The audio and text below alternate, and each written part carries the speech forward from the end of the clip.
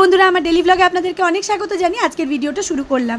বাড়িতে উচ্ছে কিংবা করলা চাষ করছেন তাহলে জেনে নিন আমার এই টিপসগুলো।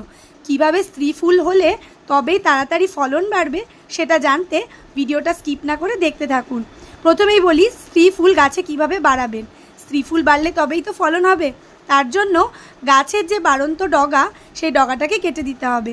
এই যে আমি আগেই পিঞ্চিং করে দিয়েছি একবার, চলুন একটা নতুন ডগা পিঞ্চিং করে আপনাদেরকে আজকে দেখিয়ে দিই। এই যে দেখতে পাচ্ছেন সরু যে ডগাটা নতুন হচ্ছে, সামনের দিকের অংশটাকে কেটে দিন। বারবার করে এরকম পিঞ্চিং করতে থাকলে দেখবেন গাছে প্রচুর স্ত্রী ফুল আসবে, তাতে আপনাদের ফল কিন্তু বেশি হবে। এবার দেখাই গাছের এই পাতা কুঁকড়ে গেলে কি করবেন। সাধারণত পটাশিয়াম কম হলেই কিন্তু এই সমস্যা দেখা যায়। কিভাবে এটাকে আপনারা রিপেয়ার করতে পারবেন? প্রচুর পরিমাণে কলার খোসা ভিজিয়ে রাখুন। প্রতিদিনে আমার বাড়িতে যে কলার খোসা হয় সেগুলোকে কিন্তু আমি ফেলে রাখি না, সেগুলোকে একটা জারের মধ্যে চুবিয়ে দিন আর 7 দিন ধরে সেগুলোকে পচাতে থাকুন। প্রতিদিনের কলার খোসা জমাতে জমাতে দেখবেন প্রচুর পরিমাণে কিন্তু এই জলে পচা জল তৈরি হয়ে যাবে। এতে কিন্তু প্রচুর পরিমাণে পটাশিয়াম আপনারা পাবেন।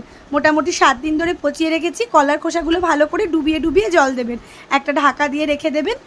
তারপরে এই যে জল নিলাম, 3 ভাগ জল আর 1 ভাগ নর্মাল জল, এই জলটাকে ভালো করে মিশিয়ে গাছের গোড়ায় ভালো করে ঢেলে দিন।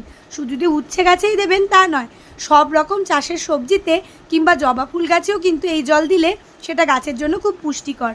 কেমন লাগলো ভিডিওটা অবশ্যই কিন্তু জানাবেন। ভালো লাগলে লাইক, কমেন্ট, শেয়ার দেবেন।